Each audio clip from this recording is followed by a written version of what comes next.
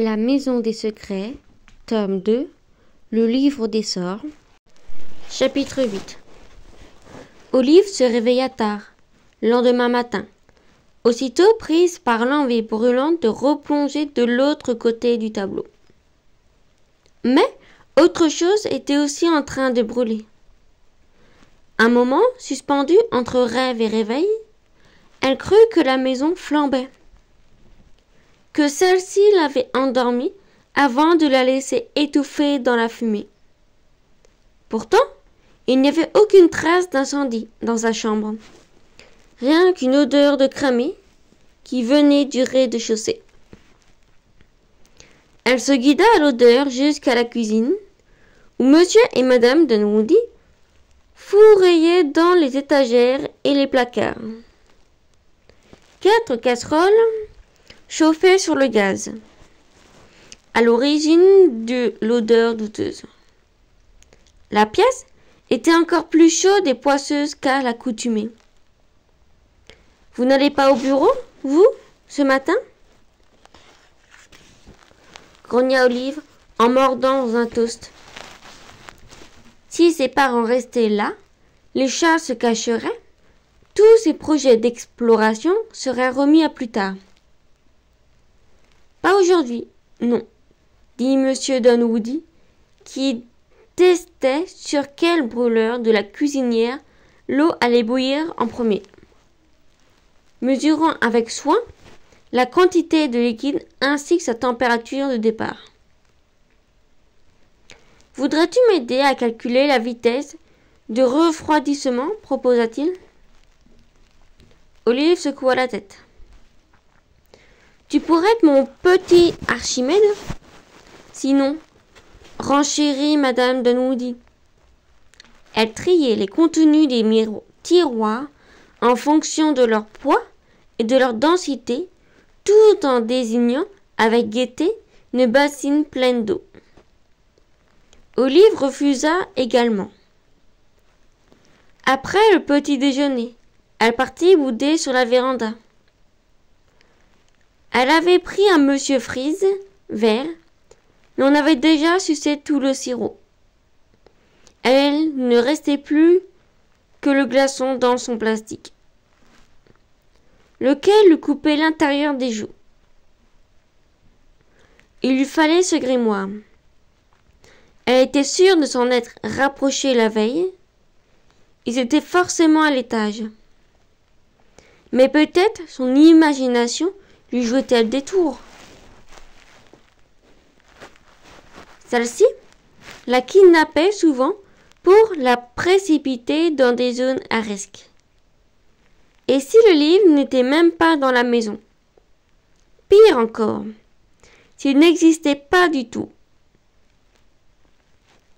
Non, elle écrabouilla cette pensée immédiatement. Elle avait l'intuition lancinante qu'elle avait déjà vu le grimoire. Mais où?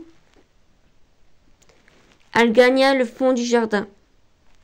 Là, elle inclina le Monsieur Freeze, semant des gouttelettes brillantes sur les plantes étranges aux pétales pourpres et veloutés, aux tiges noueuses et aux feuilles semblables à des ongles acérés. Avec 1000 précautions, on ne savait jamais très bien ce qui piquait ou brûlait dans ce jardin. Elle cueillit une petite fleur rose qui sentait la piscine. Une chaude brise flottait mollement, apportant des bribes de voix. Quelqu'un chantonnait sans grand talent.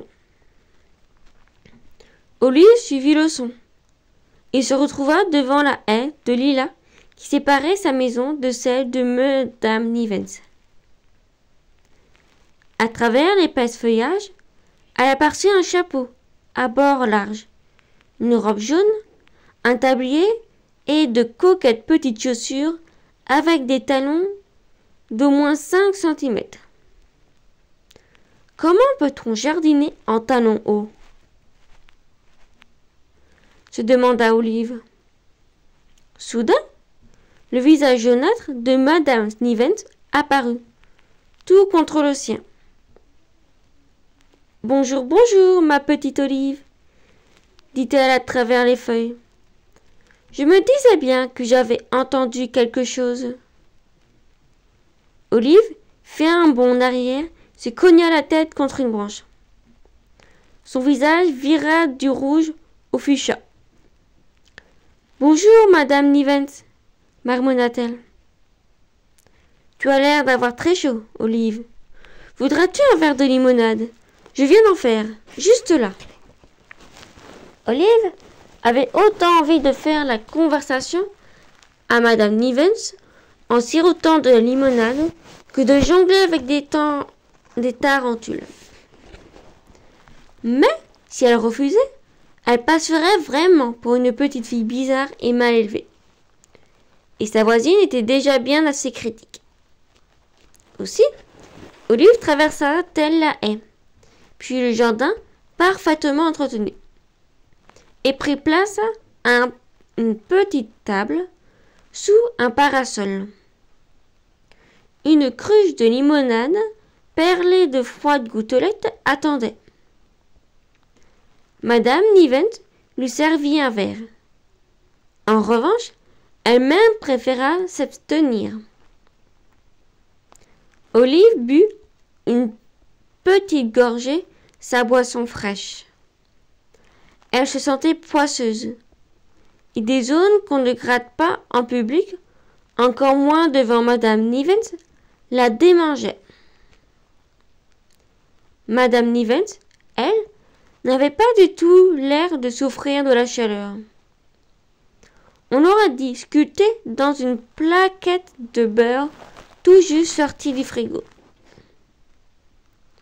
Son corps frais et lisse ne paraissait pas vouloir bouger. Ou pouvoir bouger.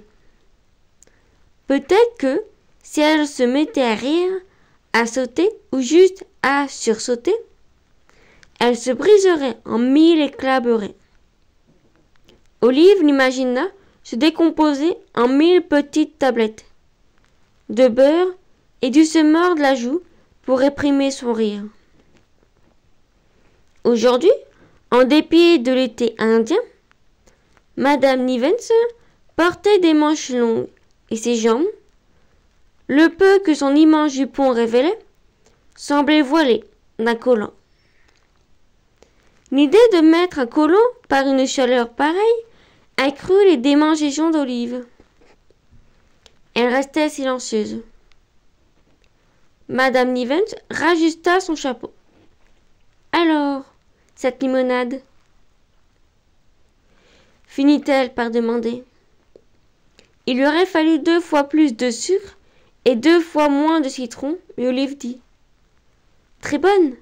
Merci, madame Nivens. Vous êtes bien installée dans votre nouvelle maison? Olive sentait le regard inquisiteur de madame Nivens sur elle. Même à travers le rideau de ses cheveux. Elle est si grande. Il doit avoir 1000 choses à ranger, trier, jeter. Oui, c'est vrai. Mais on a décidé de tout garder. Olive se souvint alors du tableau enterré dans le jardin, de ce qui s'y trouvait, enfin, presque tout. Ah bon? Je pensais que vous voudriez vous débarrasser des centaines de vieilleries. Organiser un vide-grenier, par exemple. Olive but une minuscule gorgée. Dites, madame Nivens, vous avez été la voisine de Miss McMartin pendant des années, non? Enfin, je veux dire, bien avant que nous emménagions, n'est-ce pas? En effet, répondit-elle sèchement. Je me demandais, poursuivit Olive, en pesant soigneusement chaque mot, tout en feignant une grande décontraction, si vous n'avez jamais vu quelqu'un sortir des objets de la maison après la mort de Miss McMartin. Madame Nivens émit un bref petit rire à travers ses narines. Personne n'aurait pu entrer dans cette maison, fit-elle, en enlevant ses gants de jardinage. Même les ambulanciers ont failli y rester. Ces chats, fit-elle d'un air entendu, sourcils imperceptiblement haussés. Ils n'auraient laissé personne franchir le seuil. Et, bien sûr, les excès avaient été condamnés. Et tout ce qui avait de la valeur mise en sécurité, je suppose. Annabelle était très vigilante par rapport à son patrimoine. Même si elle n'avait pas de famille à qui léguer ses biens, elle s'interrompit, haussa les épaules, sceptique, puis reprit. Tout ce qui était dans la maison s'y trouve encore, c'est certain. Olive soupira.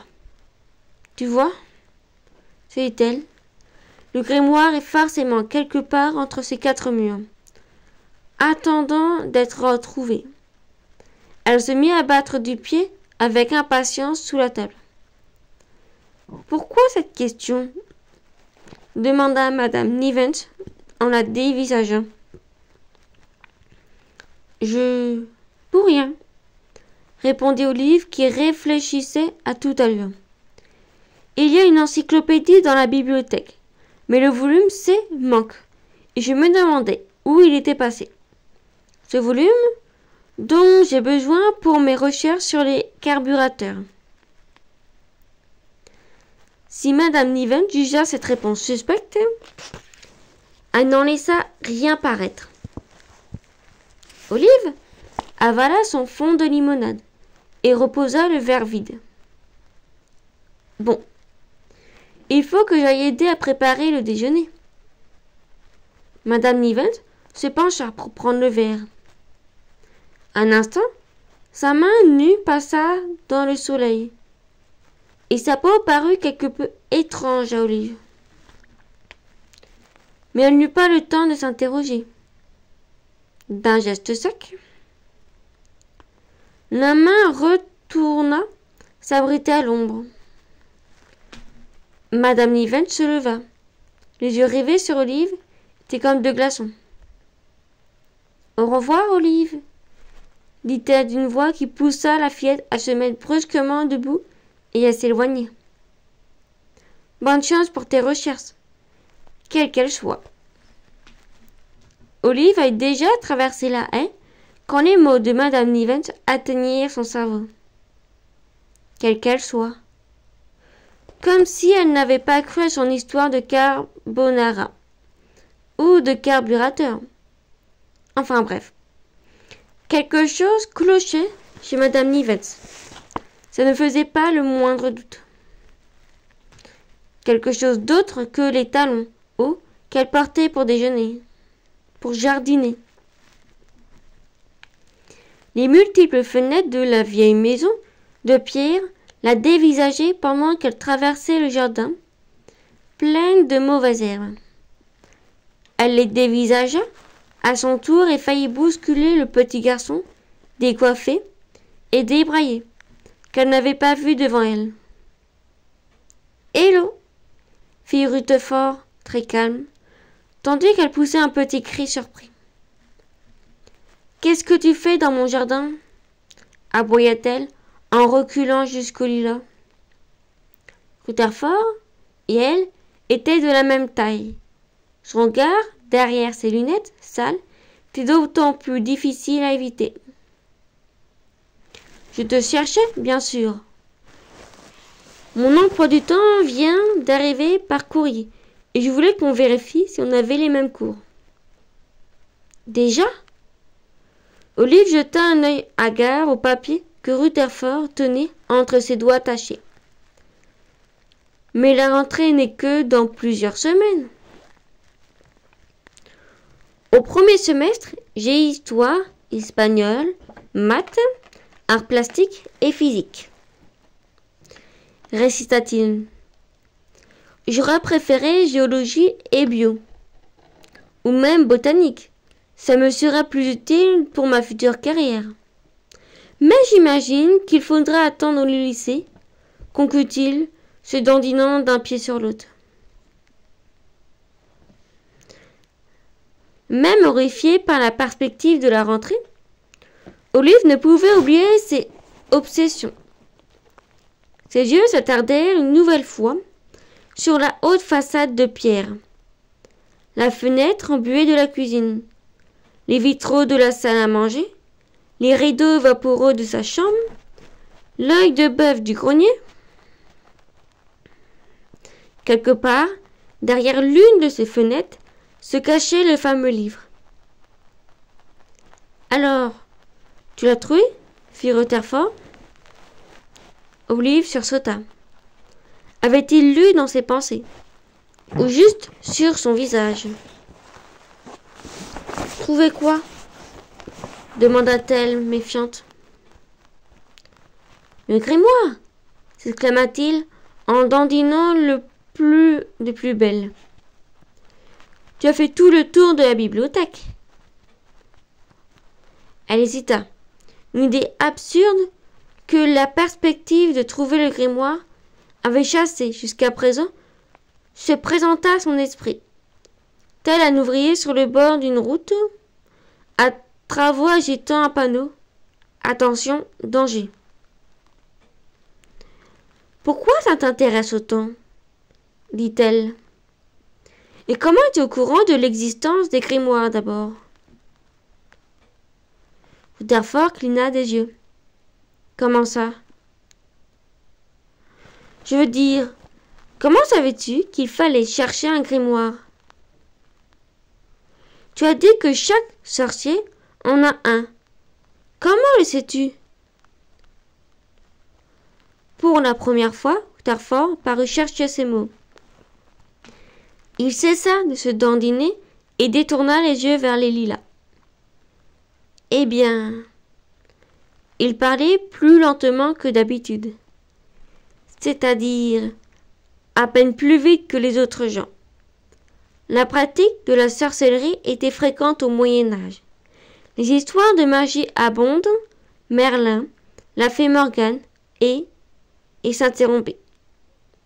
Ses longs doigts maigres trituraient son emploi du temps, puis l'ajouta. Plus tard, avec la génération de l'écriture, les sorciers ont tenu des grimoires, mais ils ne t'auraient jamais laissé. Enfin, je veux dire, ils n'auraient jamais laissé quiconque. Il s'interrompit de nouveau. Lorsqu'il entama la phrase suivante, il avait retrouvé son débit habituel. Grimoire est un mot d'origine française, qui vient de grammaire. C'est un système de langue en d'autres termes. Son regard revint, se posait sur Olive. Derrière ses lunettes sales, ses pupilles dilatées semblaient inquiètes, mais surtout pleines d'espoir. Alors, tu l'as trouvé? Répéta-t-il. Olive l'étudia attentivement. Non, fit-elle par répondre. Et j'ai cherché, mais rien. Et hocha la tête. Si tu le trouves un jour, j'aimerais bien y jeter un œil. C'est un artefact historique fascinant. Olive se balança d'un pied sur l'autre. Si je le trouve, dit-elle prudente. Bon, je ferais mieux d'y aller, reprit Rutherford, après un silence. La peinture argent de mon Henry Tudor, comte de Redmond, devrait être sèche. Je dois ajouter les détails. Sur ces mots, il fit demi-tour et repartit d'un pas pressé vers sa maison. Son corps était incliné vers l'avant, comme entraîné par sa tête, et plus rapide que ses jambes. Olive craignit qu'il ne finisse par basculer pied par-dessus tête. Mais il atteignit le trottoir sain et sauf. Elle se retourna vers les sombres fenêtres de la vieille demeure. Le livre était là, derrière ses murs, et seule la maison savait où il était. Si le grimoire était un appât, Olive, elle, était le poisson. Et lentement, patiemment, la maison la tirait vers elle. Fin du chapitre 8. Les chapitres précédents sont actuellement disponibles dans la playlist La Maison des Secrets. N'hésitez surtout pas à vous abonner et activer la petite cloche pour recevoir les prochaines vidéos disponibles tous les samedis.